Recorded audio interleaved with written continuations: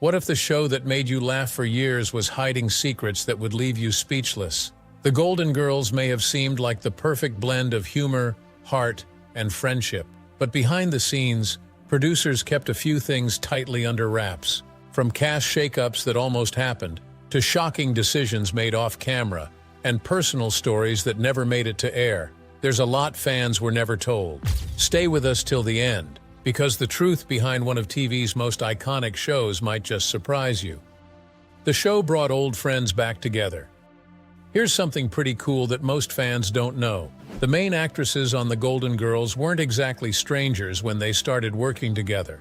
They had actually crossed paths on other TV shows before. Bea Arthur and Rue McClanahan had already spent time together on the hit show Maude, where they had gotten to know each other's acting styles really well. On Maude, which ran from 1972 to 1978, Arthur played the outspoken title character, while McClanahan played her best friend Vivian. They worked together for 6 whole seasons, which means they had plenty of time to develop a comfortable working relationship and understand each other's comedic timing. And if that wasn't enough of a connection, Rue McClanahan had also worked with Betty White on another show called Mama's Family. This sitcom aired in the early 1980s and featured White as the sweet Ellen Harper Jackson, while McClanahan played Aunt Fran. Although they weren't on the show together for very long, it was still another opportunity for these talented actresses to work alongside each other and build that professional rapport. So when they all came together for The Golden Girls in 1985, it was kind of like a reunion of old friends rather than a bunch of strangers meeting for the first time. This probably helped explain why their on-screen chemistry felt so natural and easy right from the start. They didn't need much time to figure out how to work together because they had already done it before. It's like when you hang out with old friends. You just pick up right where you left off. And that's exactly what happened with these talented ladies. Bea Arthur served in the military. Before Bea Arthur became famous for playing the tall, sarcastic Dorothy on The Golden Girls, and even before her starring role on Maude, she had a completely different career that might surprise you. During World War II, Arthur actually volunteered to join the United States Marine Corps. She was one of the very first members of the Women's Reserve, which was a pretty big deal at the time. But here's the really interesting part. She wasn't doing some desk job in an office somewhere. Nope, Arthur worked as both a typist and a truck driver for the military. Can you imagine Dorothy Zbornak behind the wheel of a massive military truck? It's hard to picture, but it just goes to show how tough and capable Bea Arthur really was. This experience probably helped shape the strong, no-nonsense character she became famous for playing later in life. Estelle Getty was scared of filming death scenes. Betty White shared a fascinating secret about her co-star Estelle Getty in her book called If You Ask Me. Apparently, Getty had a really deep fear of death, and it affected what kind of scenes she was willing to do on the show. White wrote that Getty was so terrified of dying that the writers had to be super careful about what they put in the scripts. They basically couldn't include any jokes about death or funeral scenes because Getty just couldn't handle them emotionally. It's kind of ironic when you think about it, since Sophia was this feisty old lady who wasn't afraid of anything, but the actress who played her had this very real, very human fear. The writers and producers respected her feelings and worked around this limitation, which just shows how much they cared about keeping their cast comfortable and happy while working on the show. Estelle Getty was actually younger than her TV daughter. This is one of those facts that completely blows people's minds when they find out. On The Golden Girls, Estelle Getty played Sophia Petrillo, the tiny, elderly mother who was always getting into trouble with her sharp comments. Her daughter Dorothy, played by Bea Arthur, was constantly threatening to send her to the Shady Pines nursing home. But here's the wild part. In real life, Estelle Getty was actually a full year younger than Bea Arthur. Yep, the mother was younger than the daughter. Getty's incredible acting skills and the amazing work of the makeup department made her look so much older that nobody watching at home would have ever guessed. It's a testament to Getty's talent that she could so convincingly play someone who was supposed to be decades older than her actual age. This casting choice might seem strange, but it worked perfectly because Getty just embodied that character so well. It took hours to transform Getty into Sophia. Speaking of making Estelle Getty look older than she really was, let's talk about what that actually involved. Throughout the entire run of the show, Getty was in her 60s, but she needed to look like she was in her 80s to play Sophia. That meant she had to spend a huge amount of time sitting in the makeup chair before filming each episode. The makeup artist had to age her skin, change her whole appearance, and fit her with that iconic gray wig we all remember. But wait, it gets even more complicated.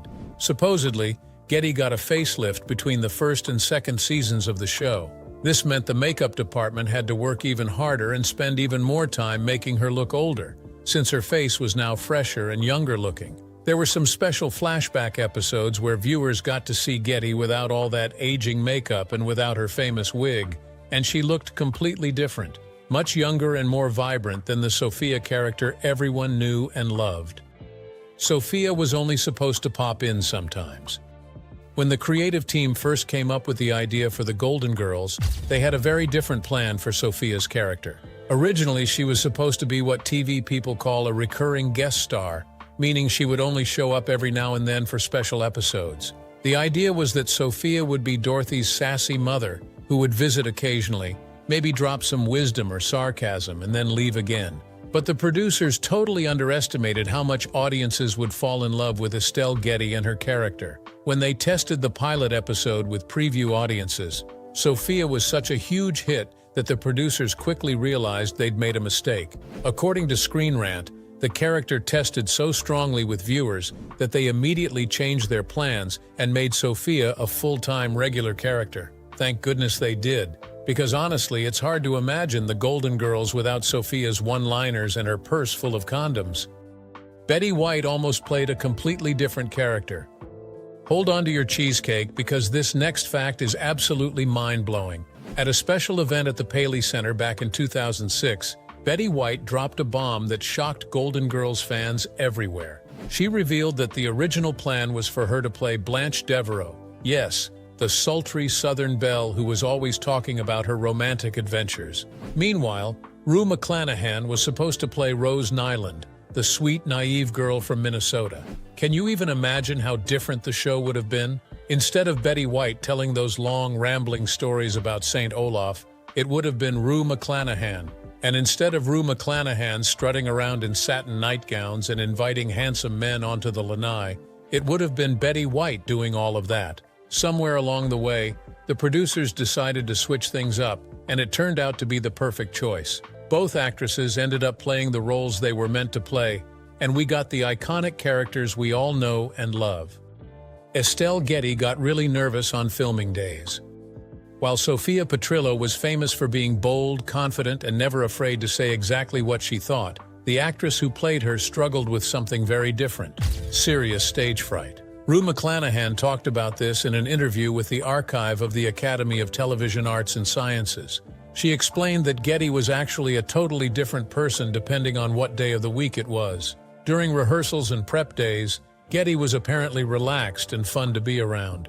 But as soon as it was time to actually film in front of the live studio audience, everything changed. McClanahan said Getty would show up like Pigpen with a black cloud hanging over her, referring to the Peanuts character who always had dirt and dust following him around. Poor thing, McClanahan added sympathetically. It must have been really tough for Getty to deal with that anxiety week after week, but she pushed through it and delivered some of the most memorable performances on the show. Her professionalism and dedication really showed.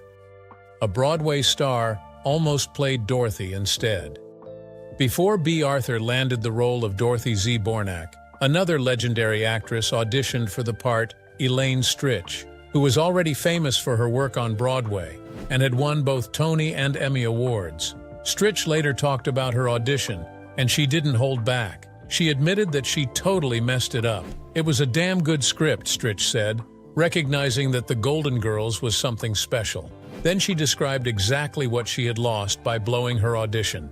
"I blew a multi-million, zillion-dollar, international, syndicated, residual-grabbing, bopperoni, smasheroni, television situation comedy entitled The Golden Girls." You can tell from the way she described it that she knew she'd missed out on something huge. Those residuals alone, the money actors make every time an episode airs again, would have set her up for life. While Stritch was an amazing talent, it's hard to imagine anyone other than Bea Arthur playing Dorothy.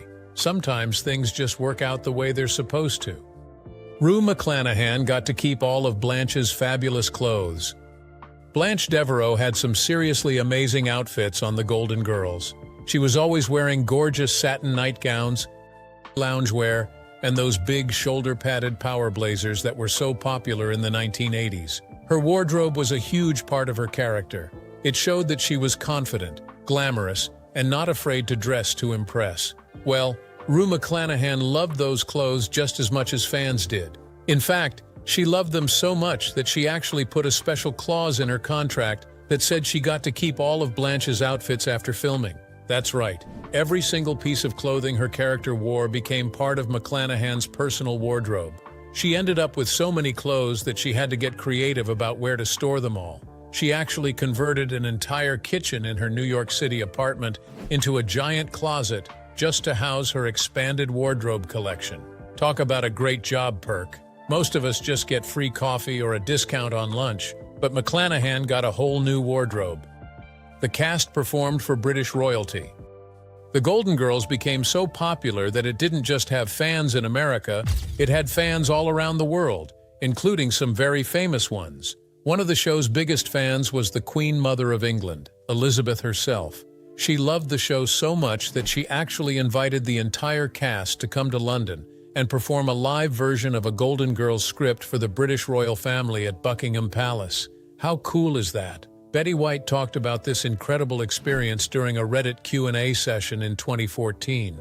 She described how they were given very strict instructions not to speak to the Queen unless she spoke to them first. The Queen Mother was sitting up in a box during the performance, but afterwards she came down onto the stage with Princess Anne to meet the cast. According to White, the Queen said, "Lovely, pretty girls," and Betty, being Betty, responded with, "Not bad bodies."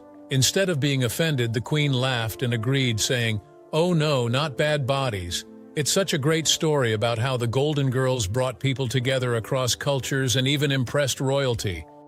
Dorothy's big earrings were all clip-ons.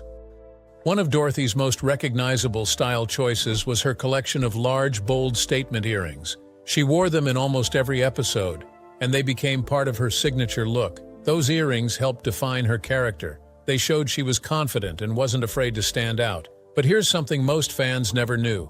Bea Arthur didn't actually have pierced ears. That means every single pair of earrings that Dorothy wore throughout the entire series was clip-ons. If you go back and watch the show now knowing this fact, you might notice them differently. Arthur had to wear these clip-on earrings for hours during filming, which probably wasn't the most comfortable thing in the world. Clip-ons can pinch and hurt after a while, but Arthur never complained. She just made it work and looked fabulous doing it. It's one of those small behind-the-scenes details that shows how much effort went into every aspect of creating these beloved characters. There was almost a fifth roommate in the house. The Golden Girls we know and love featured 4 main characters living together in that Miami house. But in the very first pilot episode, there was actually a 5th person living there. The original script included a character named Coco, who was an openly gay butler played by an actor named Charles Levin.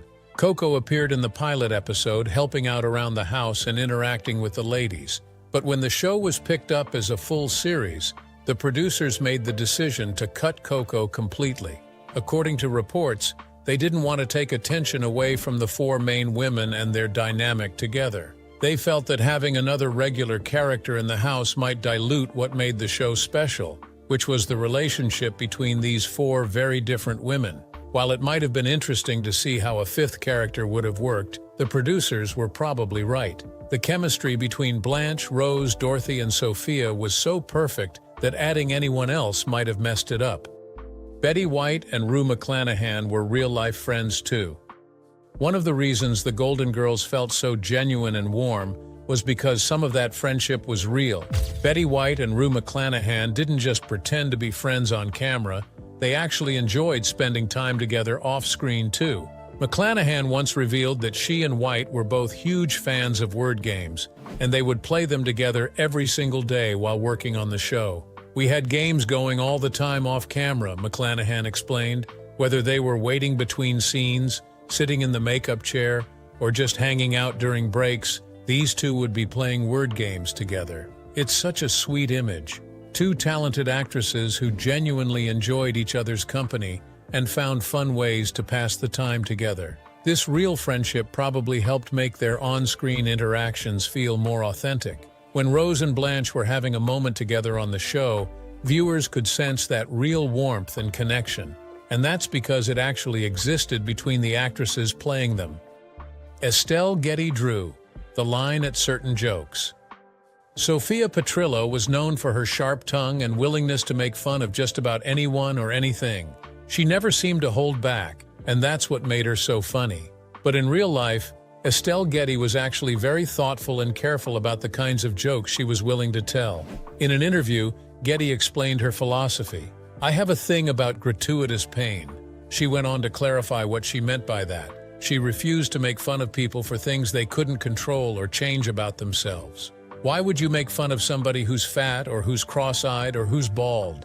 she asked. Getty believed that comedy should punch up, not down, and she wouldn't participate in jokes that hurt vulnerable people. She specifically mentioned that she wouldn't do gay-bashing jokes, which was pretty progressive for that time period. Getty understood that while Sophia could be sassy and sarcastic, there was a difference between clever humor and cruel humor. She made sure her character stayed on the right side of that line. This shows that Getty wasn't just a talented actress, she was also a person with strong principles who used her influence to make sure the show stayed kind, even when it was being funny. Who was your all-time favorite Golden Girl? Let's hear it in the comments.